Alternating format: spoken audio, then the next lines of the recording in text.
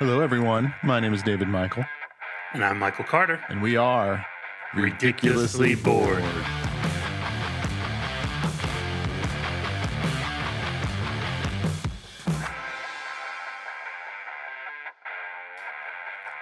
David, Michael.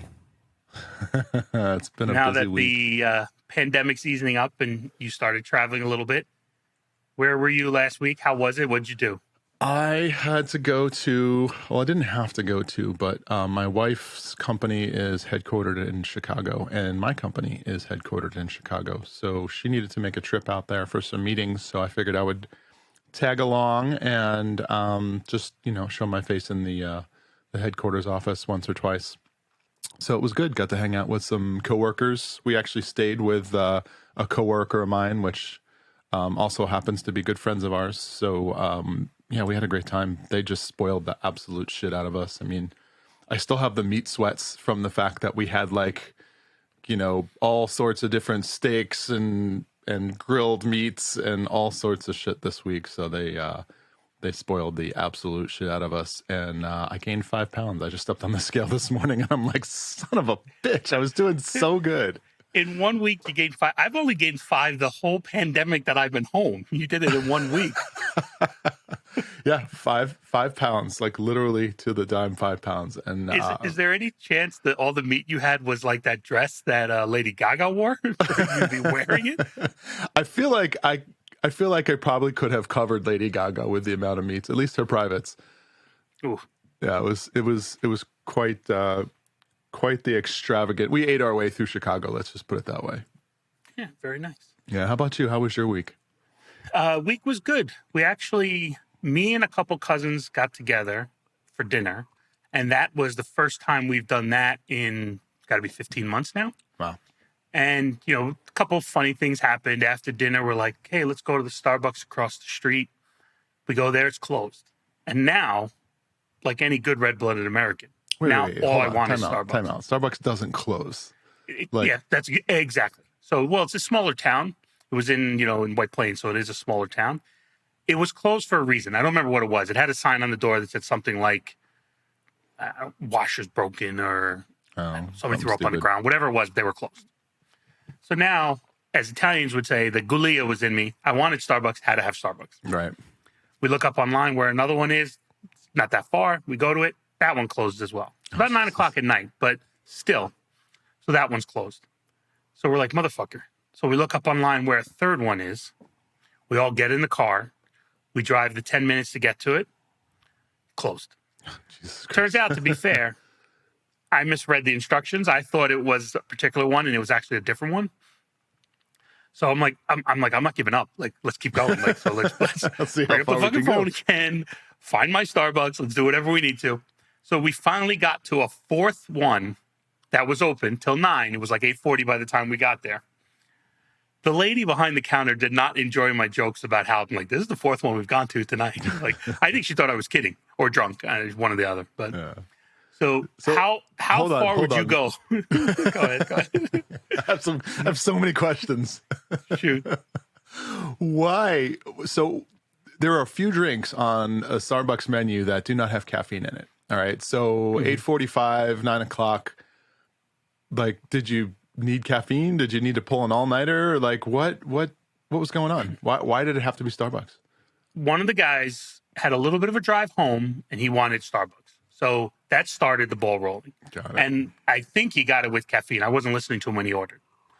I got an iced tea, so I was fine. Still caffeine. One of my other cousins got a coffee, and he has what I think a lot of people do, which is coffee in, shit out. Right? Yeah, we talked about a lot that of people episode. have a pretty quick response type to it. So we're driving home. Me and him live near each other, Yanni. So we're driving home. He has to take shit. Go figure. So he was like, all right, looking at my watch. I know how long it takes us. I can hold off. Traffic. So we had a ton of traffic. He's like, I'm not going to make it home.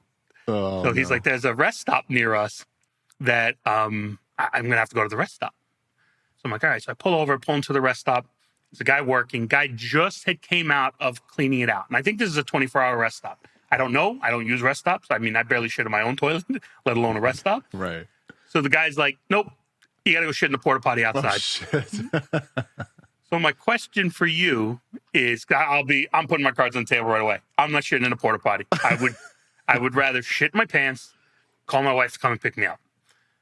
Would you shit in a porta potty? Have you ever shit in a porta 100%. potty? Yeah, many, many times. In fact, Really? if I gotta go, I gotta go. I'm looking for the first thing that I could get some privacy. So I've done it in a porta potty. We used to do these like 2 to 3 day races. They're called Ragnar races, and they're trail races where you have, you know, a team of people and you each take turns running these, you know, trail loops. And it starts at like noon, and you literally run for like, you know, almost 30 hours straight. So it's like you're running at night, you're running at ever, and you're camping in an area with thousands of other people, and there's nothing but porta potties. So if you want to go, you got to go in a porta potty, or you just don't go. So yeah, many, many times.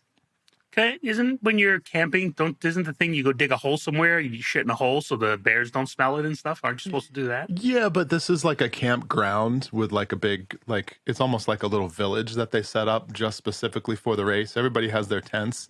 There's really nowhere to go off to dig a hole to shit except for like the trails that people are running on, and obviously you don't want to do that. So yeah, you don't have much. Sorry, go around. Go around. Was it one of those little bit higher end porta potties? Like, so we went to a carnival relatively recently. There was nothing higher end about and there it. was one that had like a water system outside, so you could wash your hands, dry them off, all that stuff. So it was just sometimes the typical... they do that where they have like you have to like pump the water in, and yeah, they do that sometimes. One year they actually had, what was the coolest thing? It was a composting toilet. Basically, it's basically a hole in the ground, and if you got to shit, you shit into it, and then you take a scoop of like cedar shavings, and then you pour the cedar shavings in there, and then they end up using it at some point for compost. But the cedar, if you've ever smelled cedar, it's got a very strong, distinct woody flavor smell to it, and it covers up the smell of the shit, which is amazing. So that was probably the coolest like porta potty, air quotes, that I've ever shat in. Yeah. Well, we bought at Costco, the poo-pourri, it's called. Oh, yeah, that you can spray in the toilet before you go. We have that in our guest bathroom on the first floor. All right. Now I'm going to give you a little pro tip here. So poo-pourri is all right. The problem with poo-pourri is after a while, you smell poo-pourri and you associate it with shit. Like, because poo-pourri is kind of like an oil, so it kind of sticks to you. So you could be walking around and people will be like, oh, I smell, you know, the whatever scent of poo-pourri. And they immediately Are you spraying it in the right spot if it's sticking to you? You're supposed to spray it in the toilet, not on your ass. I can't spray it without it getting on my fingertip. It's like spray paint. You ever like spray paint and you get the paint all over your fingertip? Same shit, right? How do you think I spray paint? Which I have. How do you think I do it? Oh, with a glove I wear on, glove. for sure. Yeah. For sure. Yeah. Yes, correct. I had to do my mailbox last year and I wore 2 rubber gloves. No surprise there. Anyways, what the hell is it? Febreze makes a 2X air freshener specifically for the porta potty, for the bathroom. Sorry, not the porta potty. Okay. Although they'd probably work really well in a porta potty, but for your bathroom. And what you do is you take a dump, and then after you're done, you just kind of spray it in the air. And I swear to God, in like 10 seconds, it's like you never shat. It's amazing. Well, this leads right to our first sponsorship from Febreze. No, just kidding. But if Febreze, you're interested, please call. And Cottonelle toilet paper. But do you remember as a kid, we used to have that? It was basically rose scented. It was probably a company, I don't know which. But basically, you sprayed it in the bathroom, and then it just smelled like shit and roses. It didn't cover anything. It didn't make the bathroom smell, but it smelled like both. Yeah. So things have come a far way from that. But quite a long way. Before we get off before we get off of the Starbucks story, and I know we've already veered 5 different ways since then. Which is what we do. Because we went from Starbucks to shit. Have you tried any of the cereal flavored coffee creamers? I have no. I have flavored coffee creamers. Like I have Italian sweet cream, hazelnut. Yeah, no. So who makes them? For the 50th anniversary of Fruity Pebbles. Okay. Actually, no, it's not just Fruity Pebbles. It's Fruity Pebbles, Cocoa Pebbles, all the Pebbles, right? Post did this All the kind of, peppers. yeah, they did this team up with Delight, I guess is the name of the company. There's Okay, like, yeah, they're the there's ones who Coffee usually Mate make the and then little there's ones. Delight. Yep. Yeah. They did a team up with them, and they had Fruity Pebbles and Cocoa Pebbles flavored creamer. And I shit you not, it tastes exactly like the milk that's left over after you have like Fruity Pebble cereal or Cocoa Pebble All right. cereal. And then you I mix will it in with get your on that coffee. as soon as we're done. It's amazing. I will definitely get on that because I like flavored stuff in my coffee. I don't like straight coffee. No, which I'm is drinking what it you're right having now. right It's now. fantastic. All All right. quick question. Last thing on as we're all over the place, podcast. Yeah. Are we allowed? So are we allowed to talk about your wife's podcast for a second? Not necessarily, no. Because she gave us a shout out on hers. She did, and Yes. and I almost gave them a shout out on ours, but no, it's an anonymous podcast, so the answer is no. All right. So I will not mention the podcast. The only thing I'll say that I thought was pretty funny, she mentions that you have a podcast, and hers is a very helpful podcast. Yeah, Gives you good information, specific topic. It helps very well. We, on the other hand, are not. this is fucking useless. We provide no value to anyone whatsoever. So in her disclaimer, when she talks about our podcast, she actually says, my husband has a podcast and this is what it's called. She's like, but I want to warn all of my listeners, it is highly offensive. And they're really all over the place. So I thought that was pretty funny. Yeah, it's funny because I and her podcast is doing really well. It's kind of blowing up. They have a passionate audience. The topic is very specific, and they have a lot of people that feel really passionate about it. So it's kind of cool. I wish we had something that was a little bit more pointed, so that there was That's a specific topic. That's Yeah, it's not on totally on listeners. us. I mean, we're all over the fucking place, right? But yeah, their audience is super passionate about it. Plus, she's a marketer. So she knows how to market the hell out of that thing, and is doing really well at it. So that's all I'll say about that. Good, Yeah. good for her. So I was hanging out with my dad last week before I went to Chicago, and I gotta ask the question: you ever have a racism close call with somebody? Yes. Yeah. I told you the story where I was pissed off and I just said boy and the dealer was black and he almost killed me. Yeah. All right. So this wasn't anything that I said, but so the thing you have to understand about my dad, besides the fact that he has full blown Alzheimer's, he grew up in New York. He ran an electrician's business for the better part of his entire life, and he frequently hired help on the cheap, right? He would get the day laborers that would, kind of help him out for, 10, 20 bucks an hour or whatever, maybe $100 a day, which for them was probably really good. Yeah. And well, there's our close call with racism right there for that line. Well, they for were, them, it was good. Yeah. No, but I remember working for him as a kid, and he would pay me $100 a day, and fuck, for me, that was amazing, right? Once again, people out there, nepotism, huh? Fuckers. So just real quickly, in New Rochelle, where we grew up, the issue of day laborers was so prevalent that they ended up allocating a few areas where they could congregate and the cops would leave them alone. Yeah, they did that here So in it Phoenix, it actually had signs up that was like day laborers waiting area. Yeah. So you could go there, pick up a couple to help you with whatever you wanted, and you can go. Yeah. But at the time we were kids, this wasn't around. So 9 out of 10 of them were Mexican, and that's not a racist thing. That's just a fact. That 9 out of 10 out of them were Mexican. So my dad would always say, and traditional old Italian dude, he'd be like, hey, I'm going to go pick up a Mexican, which if you say that today, that sounds really bad. But it was a fact, right? I'm going to go pick up someone who's a Mexican who's going to help me for the day. So he would do that. The problem, though, is my dad was a little bit careless with his tools. He bought really expensive equipment and didn't really keep track of it. And they stole shit from him all the time. I mean, like, tools would disappear, like, randomly whenever, throughout the day. And he'd always complain, and he would always blame the Mexicans, which at that time, that was probably factual. So last week, I'm with my dad, and we're walking around his apartment complex, and he's complaining about some tools that he can't find. Well, he doesn't remember, but we sold all of his tools in order to be able to pay for like his rent and his groceries and stuff like that. So, and he wasn't going to be using them anymore. yeah, he's right? he's incapable of doing any electrical work at this point. So, so we're walking around, and mind you, we live in Arizona. Arizona is probably what 30% Mexican. It's just right close to the Arizona border. So we're walking around, and he goes, "God damn it, those fucking Mexicans! I can't find the damn tool." And I'm like, "Dude!" Like And he so, says it out loud, like on the street. on the street, yeah. Oof. And I'm like, "Dude, like you can't say that. Like I don't care whether it's remotely true or not. You just can't go out like accusing people." And first of all, I had to like explain to him, like, we sold all your tools. Like, you don't have any tools anymore. We left like 2 screwdrivers and a screw gun and a whole bunch of like a pair of pliers, right? So like, stop. First of all, second of all, you can't say that. And he doesn't like understand it. He's like, why?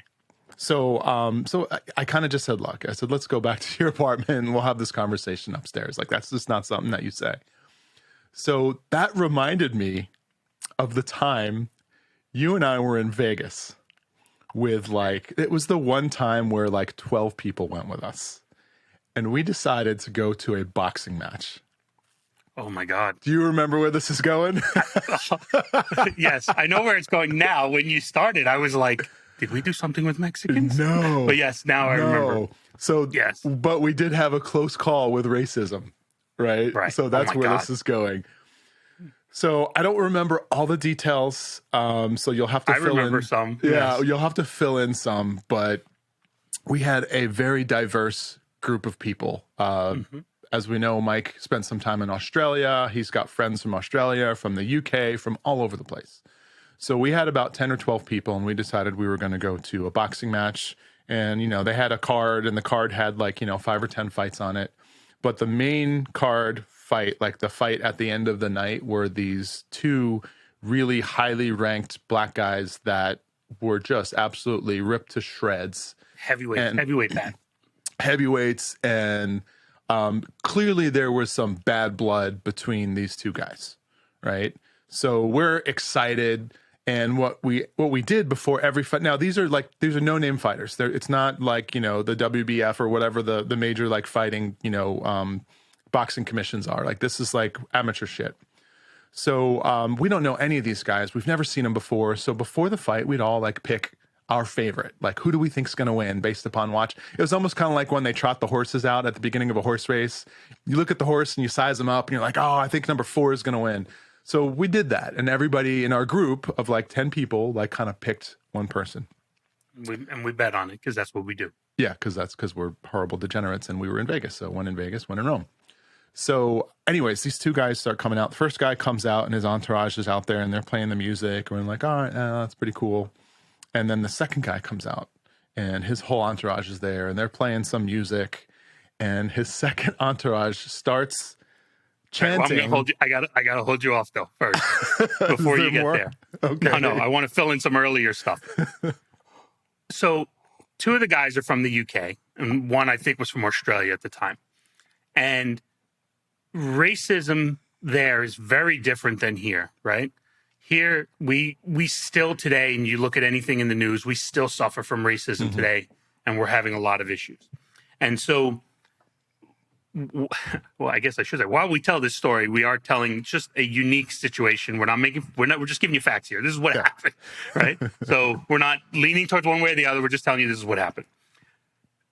Earlier in the day, we saw a Church's Chicken, and we believe, and I know this shouldn't be your pre-fight meal, we're relatively sure one of the fighters was eating there, right? Because that's what one of the guys from the UK said, because we had seen photos of the guy by then. He's like, I think that's one of the fighters. And I think he was. I actually think it was. I don't think he was just like, hey, that black guy looks like every other black guy. I actually think it was the fighter eating there. Well, and to be quite honest, having spent some time in the martial arts and fighting industry, it's very common for guys to cut weight, and they have to weigh in the day before the fight. Mm-hmm. Once they make their weight, which they usually starve themselves to do, they go on a binge the next day to beef back up. So they're eating calories after calories after calories to kind of get back to their kind of walk around weight. Okay. So now we're back at the fight. The 2 entourages are walking in, We'll call them A and B, B being the more rowdy one. But Yeah. what was Entourage B doing? So Entourage B was chanting, "Can a monkey beat a man?" from the back of the stadium. And they're chanting it over and over and over again. And should be noted, the entire group was, both sides were two black guys, and their entourage were mainly black people as well. Right. I think that's important. Yeah. So they're chanting this, and we are like, oh. And I remember you looked around at everybody and said, "Nobody say a fucking word." Yeah, like it's not, don't even joke around. Well, because the guy, I mean, I don't even remember who he was. I just know his name was Marcus, right? So I can say his name because it's totally irrelevant to me. He was a friend of a friend. He was like, I think that was the guy at Church's Chicken. I'm gonna start yelling, "Go back to eating the chicken at Church's Chicken." I'm like, don't you fucking dare. Like, that's what started it. I'm like, and he's like, why? I'm like, it has a different meaning here. I'm like, you cannot say that to the guy. And I think at one point, because he had clearly chosen the fighter B, at one point he started chanting the "Can a monkey be a man?" Yeah. And we were like, dude, fuck no, like stop, like you can't do that. And he didn't understand. He was like, why? I don't get it. I don't understand. Yeah, it's just like not too long ago.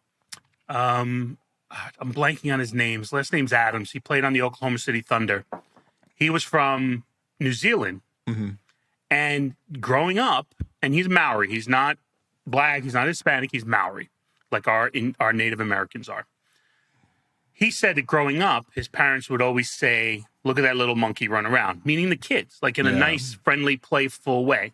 Just like my mom calls me chuchul, which in Italian actually translates to cucumber. But when you say it that way, it means like, "Hey, look at that idiot," right? Like, so it was a cute nickname. You sure he said that it's about not meant in a way that because she used to change you when you were a kid? No. Well, now we've had a close call with ageism. Ageism, potentially incest, amongst other things. You little cucumber. So he called Steph Curry that in a post-game interview. Oh, Jesus. And he got torn apart. And he was like, I didn't mean it like that. That's not how we use it. So doesn't matter. It doesn't matter. That's what you did. You got to know the shit. When in Rome, as they say, you got to, you got to act like you're there. So, yeah. You know, it's funny. I haven't, of all the shit we put on a list to talk about, including your list that I don't know about on my list, I've totally forgot about that. Maybe for good reason. Because we were so uncomfortable in the situation. I just remember like trying to block it out of my memory. I was just like, no, I don't even want to go there. It was so like sketch. Yeah. So you've been listening to the last episode. This has been our final episode. All right, changing the cadence a little bit. I was working, I was doing a lot of Zoom meetings this week, and I have a wardrobe. I call it my half wardrobe. It's all black. Because, well, no, for like work, I don't really typically wear like t-shirts and stuff like that. Sometimes I do, sometimes I don't. But you know how you get like stains on your shirt, or maybe you get a splatter of bleach or something like that. Like I have a section of my like closet that has shirts that look good from the chest area up. And it doesn't matter what they look like. And the shirt I'm wearing right now actually has a bleach stain on the lower half of it. And I'm like, I'm only going to be on video from the chest up, so it's no big deal. But do you have like Not a half anymore. wardrobe? Would you please stand, please? I got to see this. For the people on YouTube, give them a little something. You can kind of see it. It's a little bit. I can't see it on mine, but if you got it on camera, I'll watch the video later. But, yeah, so I thought that was kind of funny because I'm wearing a half shirt. I call it my half wardrobe. Do you have a half wardrobe? Those usually become my sleep shirts. So anything that ends up getting like something stained on it or things like that, they become my sleep shirts. So, because you never want that point where you stand up by accident, you don't realize it, or things like that. Like we've been doing. So for my job, we're casual in the office now, which is really weird for me anyway. Mm-hmm. But on calls, I tend to wear a sweater jumper thing where I zip it up. It has my company logo on it, and I usually have a T-shirt on under it. So I don't need to be in anything else. And I usually wear shorts of some kind down in my basement. But when we have audit committee calls, we have to be in a suit. And A lot of them, if they're a newer client where you don't know the layout of the land, you got to go in a suit. You can't assume that they're casual.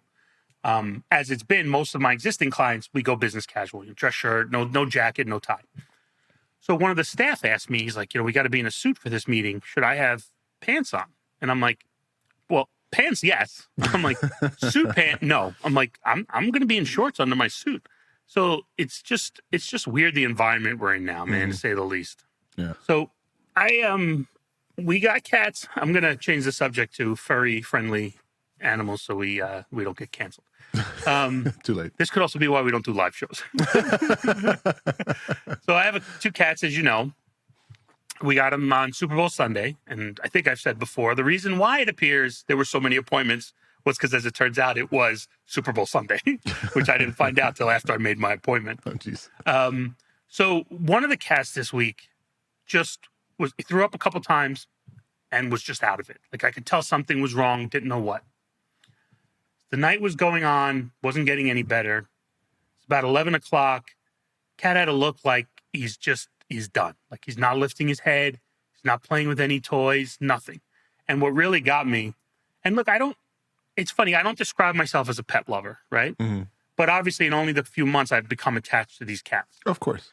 So what really got me was the other cat brought the cat a toy to play with, and the cat didn't do anything with it. Oh, wow. So 11 o'clock at night, I'm like, fuck, man. I'm like, I don't know what's wrong with this cat. And like, I'm like, I haven't had this cat long enough to know, like, he just has to rip a fart. Like, I don't know. Mm-hmm. So I'm like, fuck it. I put him in the car. I'm like, I'm going to bring him to the vet. I bring him to this 24-hour vet. They're like, look, we got to keep him overnight. We got to see if he's eaten anything that is maybe blocking something. We got to see what's wrong. We got to do tests. We got to do this, that, and this. So I'm like, okay, do whatever you got to do. And we have pet insurance. I don't know what they're going to pay us back, but we do have pet insurance because I haven't obviously submitted a claim like this before. So they keep him for basically about 24 hours at the end of the day. It was almost 24 hours, which included I'm blanking. What do they do when a woman's pregnant? Epidural? The test with the wand. Oh, sonogram? Sonogram. Ultrasound? They do a sonogram on her. Sorry. They do a sonogram. They do blood work. They give her some medicine, and they monitor her. Mm-hmm. What would you guess 24-hour visit, one cat cost? Oh, easily $2,000. I've actually done that with my dog, and the dog actually died at the vet, and I think the bill was like for only 4 hours was like $1,800. So 24 hours, I'm guessing probably $3,000 to $4,000 maybe. Yeah. No. So. Well, one, this is the segment where David brings down the audience about talking about his dog that died. But my cat's still alive. Okay, good. $2,000. $2,000. So yeah. I paid. So they're like, they come out, they tell you all the things they got to do. And the lady's like, the nurse is like, look, because you're not allowed in. So they had to come to your car and they come explain everything to you. So she's like, look, this is now where we have to talk about the money aspect of this, which I'm uncomfortable with. Millie will be out in a second to talk to you. She leaves. So fucking Millie comes out. Millie starts telling me, like, this is what it's going to cost. And I guess I missed that she said low end, high end. I didn't hear that. She's like, you got to pay $1,600. Here's the listing. And looking at it the next day, it is $1,600 on one side up to potentially, I think it was like $2,500 on the other. So there was the range. Clearly, she didn't I don't feel like I got jacked or anything like that. She was honest with me. It ended up being about almost $2,100. Like, it's crazy. Yeah, that sounds about right. I'm actually shocked it was that cheap. Had a cold. Yeah, I'm actually shocked it was that cheap. Yeah, like I said, unfortunately, our dog had a tumor on his heart, and we didn't know about it until it ruptured one day, I guess it was filling with blood, and then it filled so much that he couldn't breathe because his heart couldn't pump. So we took him in, and they drained it, and he was okay. And we were, we pet him, and they were like, hey, we want to keep him overnight just to make sure nothing happens. And then we drove home, and it was like 35 minutes away from the house. We get 5 minutes from the house. They call back, and they're like, yeah, he's not going to make it. You want to come back and say goodbye? So it was super, super traumatic. So anytime someone says something to the effect of, yeah, I had to take my pet to the ER late at night, immediately it triggers like all these emotions. So I don't want to make light of the situation, but you will. I have recently... my family is going to be out there the week of July 4th, right? You and I are going to be together. I have recently asked you to go to a breakfast place, which is 30 minutes away, and you said no. I So didn't I'm say just saying, no. I know now I fall in the pecking order below your dog. I didn't say no. I said there are better places that aren't 30 minutes away. And there are. I'm just Actually, saying. there are phenomenal breakfast joints like 5 minutes away from my house that blow away the place that you sent me. And I get that it was on Diners, Drive-Ins, and Dives and blah, blah, blah. But there, I know what you like, and trust me, I got it. I got this. All right. Yeah, we'll be fine. You will survive. The sun will rise the following day. Dead dog, Michael. Thanks. All So right. this is one of the reasons why I think your wife doesn't like recommending our show. All right. Well, Let's move on. we tackle systemic issues like racism and dead animals. All right, one crazy question time. Let's go. All right. I saw this on Facebook and I loved it, and I had to pick it because I knew you would come up with some great answers to it. What can you say during sex, but also during family dinner time? All right. Go. All right. So I'm going to go with what comes to mind. Some of these are, you got to use your imagination a little bit, but it plays, as they say. You just grab the two legs and pull them apart.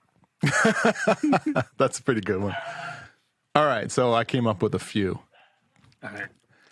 How do you know you don't like it if you haven't tried it? There you go. That's a good one. You are done when you eat what's in front of you. Been told that many times, mostly by my mom, but you going to eat that or just sit there and play with it? Yeah, I like that one. So I just want to point out, these are ones, once you gave me the question, because we do get this in advance, these are the first 5 or 6 that came to mind, and I just wrote them down. So they were kind of right off the cuff from the question. You know what goes good on this? Whipped cream. In a similar vein, remember Frank's Red Hot? I put that shit on everything. Oh my God. That cannot be well.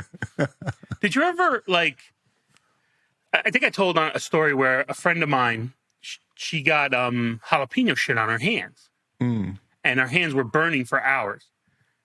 You eat a lot of hot stuff. Have you ever actually accidentally gotten any on your dick when you went to the bathroom and you didn't realize it? Yeah, we talked about this like 4 or 5 episodes ago. Yeah, no, I was cutting jalapenos one day and I went to the bathroom and I had basically felt like I had gonorrhea, or at least what was explained to me how gonorrhea feels for the better part of the day. By a doctor.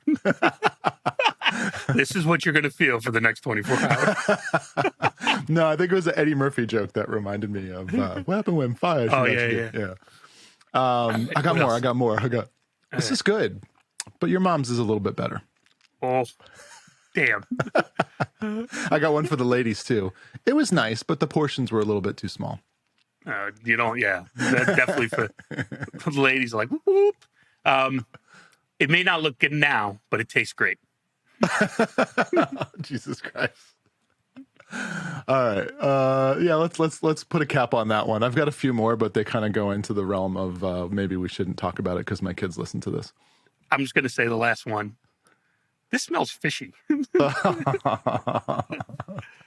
right. And then we lost the women audience. Thanks. Yeah. Thanks for playing. All right. A fact and a fiction. All right. No, it's a fact and a falsehood. Get it right. A facts and a falsehood. You know what? A fact and a fiction is what I've heard it called on other things. I wanted to call it something different, which I can't seem to get through my head. Got it. All right. A fact and a falsehood. 1, David has gonorrhea. No. Do not, never have. Next. False. No. All right. Fact and a falsehood. So we talked about it last week. I gave a couple that were relatively similar. So I was like, you know what? Let me try giving ones that are very, very opposite, see if that helps at all. All right. In college, I gave a teacher the exact same paper that somebody gave her the year before with just my name replacing theirs. That's 1. Second one, I once joined a pie eating contest. Go. Again, fucking both things that you would totally do. However, I feel like you don't like to get your hands even remotely dirty. And a pie eating contest would have to be either with your hands or with just your face and your hands tied behind your back? So before you answer anything, can I give you a little more information on the pie eating contest? So my question would be, were you allowed to use utensils? Or You were not allowed to use utensils, and I was a kid. It actually okay. The pie eating contest was in the New Rochelle Mall, to give you an idea of just how long ago this was. So want to give you that little bit of fact to the story as well. New Rock City. They renamed it New Rock City like way after I moved Well, they away. also knocked down the old one. Yeah, after they knocked down the old one. The New Rochelle Mall was legendary, though. And then the other one was you basically handed in a paper with your name on it that somebody else had written. To the same teacher 1 year later. Because anybody can hand in a different paper, right? I've done that in college. Like, I bought a paper from somebody at another school and I handed it to mine. What years were you in college from? Unlike you, I was in college for 3.5, not 7. So January of 94 through May of 97. Oh, I took really? summer class. I wanted to get the fuck out of there once I decided to go to college. Oh, Jesus. The years I should have been in college was September of 90 through May of 94. Side note, but